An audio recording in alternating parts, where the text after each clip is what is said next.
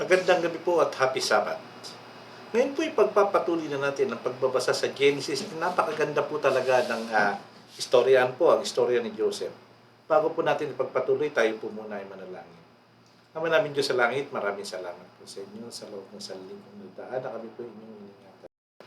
Pinihiyaan, pinahiram ng buhay at kalakasan. Kami po ay muling hihingi ng tawad sa aming mga kasalanan nagagawa. Sa aming mga pagkukulang, Ama. Sa lahat ng mga hindi nyo naibigay sa amin, kami nawa ay inyong patawarin. Sa gabi pong ito, Ama, ay muli kaming dudulog sa inyong paanan upang humingi ng gabay sa inyong banal na Espiritu upang ipagpatuloy po namin ang babasahin sa aklat ng Genesis sa istorya ni Joseph. Iyano po nyo kami ng katalinuhan at pangunawa. Maraming salamat po muli. Maganda po iniling namin sa pangalan po ng aming Panginoon Jesus. Okay mga kapatid, ngayon po ipagpatuloy na natin ang nasa aklat ng Genesis upang ito po ay muling pag-aralan. Ipagpatuloy na po natin ang pagbabasa sa Genesis 43, 1-34. Noon ay matindi ang tagutom sa lupain nang maubos na nila kainin ang mga trigo na kanilang dinala mula sa Ehipto. Sinabi ng kanilang ama, bumalik kayo at bumili kayo ng kaunting pagkain para sa atin. Sinabi ni Judah sa kanya, ang lalaking iyon ay mahigpit na nagbabala sa amin na sinasabi, hindi ninyo makikita ang aking mukha malibang kasama ninyo ang inyong kapatid. Kung pasasamahin mo sa amin ang aming kapatid, bababa kami at ibibili ka namin ng pagkain. Subalit kapag hindi mo siya pinasama ay hindi kami bababa, sapagkat sinabi sa amin ng lalaki, hindi niyo ako makikita malibang isama niyo ang inyong kapatid. Sinabi naman ni Israel, bakit niyo ako ginawa ng ganitong kasamaan na inyong sinabi sa lalaki na mayroon pa kayong ibang kapatid? Sila'y sumagot, ang lalaki ay masusing magtanong tungkol sa amin at sa ating pamilya na sinasabi, buhay pa ba ang inyong ama? May kapatid pa ba kayo? Sumagot kami sa kanyang mga tanong. Paano namin malalaman na kanyang sinabi, dalhin niyo rito ang inyong kapatid? Sinabi ni Judah kay Israel na ang kanyang ama, pasamahin mo sa akin ang bata at hayaan mo kami ang makaalis sa lupang upang tayo'y mabuhay at huwag mamatay kami, ikaw at ang aming mga anak. Ako mismo ang mananagot para sa kanya. Maaari mo akong panagutin para sa kanya kapag hindi ko siya naibalik sa iyo at naiharap sa iyo, ako ang magpapasan ng sisi magpakailanman. Sapagkat kung hindi sana tayo naantala, 2 ulit na sana kaming nakabalik. Sinabi naman sa kanila ng kanilang amang si Israel, kung talagang gayon, gawin ninyo ito. Magdala kayo ng inyong sisidlan sa ng mga piling bunga ng lupain at dalhan nyo ng handog ang lalaki ng kaunting mabangong langis at kaunting pulot, pabango, mira at mga pili at almendras. Magdala rin kayo ng dobling dami ng salapi. Dalhin ninyo pabalik ang mga salaping isinauli nila sa ibabaw ng inyong mga sako. Marahil iyon ay hindi napansin. Dalhin din ninyo ang inyong kapatid at muli kayo maglakbay pabalik sa lalaking iyon. Pagkalooban nawa kayo ng Diyos na makapangyarihan sa lahat ng awa sa harapan ng lalaking iyon upang maibalik sa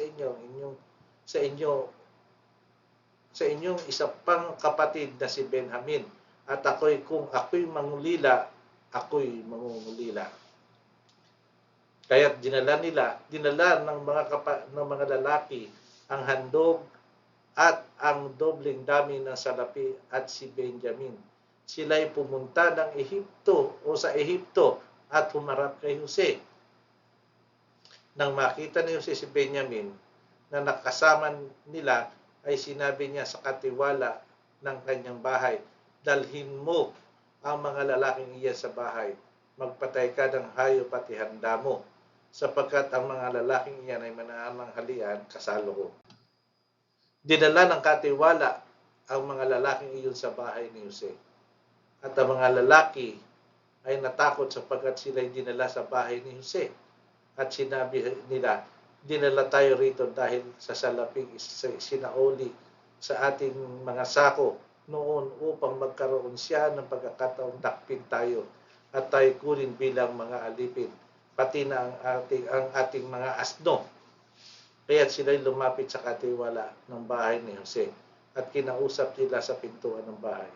Sinabi nila, O Panginoon ko, talagang kami ay bumaba upang bumili ng pagkain. Nang dumating kami sa tuluyan, binuksan namin ang aming mga sako. Naroon ang mga salapi sa bawat isa sa ibabaw ng kanilang sako. Ang salapi namin ay tunay nitong timbang, kaya't ito ay muli naming dinala. Nagdala rin kami ng karagdagang salapi upang ibili ng pagkain. Hindi namin nalalaman kung sino ang naglagay ng aming salapi sa aming mga sako. Siya'y sumagot, huwag kayong mag-alala o matakot man.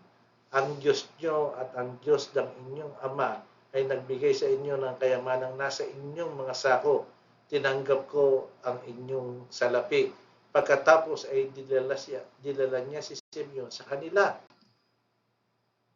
Nang dalhin ng katiwala ang mga lalaki sa bahay ni Jose at sila'y mabigyan ng tubig at panghugas ng kanilang mga paa at mabigyan ng pagkain ang kanilang mga asno, ay inihanda nila ang regalo sa pagdating ni Jose sa tanghali, sapagkat kanilang narinig na doon sila magsisikain. Nang dumating si Jose sa bahay, dinala nila sa kanyang regalo na dinala nila sa loob ng bahay at sila'y nagpatirapa sa harapan niya. Kanyang tinanong sila tungkol sa kanilang kalagayan at sinabi, mayroon bang kapayapaan ng inyong ama? Ang matanda na inyong sinasabi, buhay pa ba siya? Dahil lang sinabi, mayroong kapayapaan sa inyong lingkod sa aming ama. Siya ay buhay pa, sila'y nagsiyoko at nagpatirapa. Tumingin siya at nakita niya ang kanyang mga kapatid na si Benjamin, ang anak ng kanyang ina, at kanyang sinabi, ito ba ang inyong bunsong kapatid na inyong sinabi sa akin? Kanyang sinabi, pagpalain ka nawa ng Diyos, anak ko. Pagkatapos ay magmadaling lumabas si Jose sapagkat nananaig ang kanyang pagmamahal sa kanyang kapatid. Humanap siya ng lugar na may iyakan, pumasok sa loob ng silid at umiyak doon. Hindi mapigilan ni Jose. Pagkatapos ay naghilamos siya at lumabas. Nagpigil sa sarili at nagsabi, maghain kayo ng pagkain. Kailang hinainan siya ng bukod at sila naman ay bukod din. At ang mga Ehipsyo ay kumakain kasama niya ay bukod, sapagkat ang mga Ehipsyo ay hindi kumakain kasalo ng mga Hebreo, sapagkat ito ay kasuklam-suklam sa mga Ehipsyo. Sino umupo sa harapan niya? Ang panganay ayon sa kanyang pagkapanganay at ang bunso ay ayon sa kanyang pagkabunso.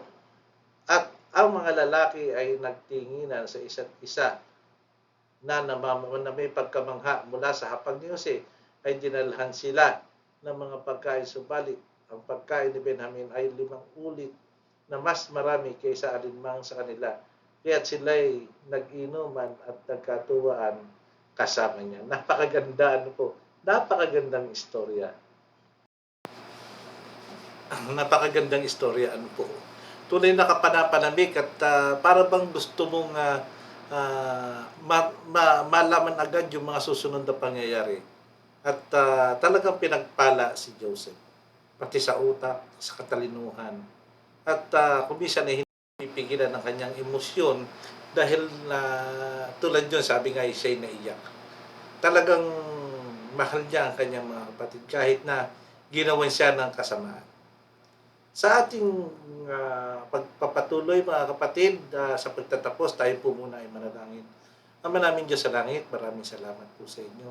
Salamat po sa isang napakagandang istorya na aming nababasa.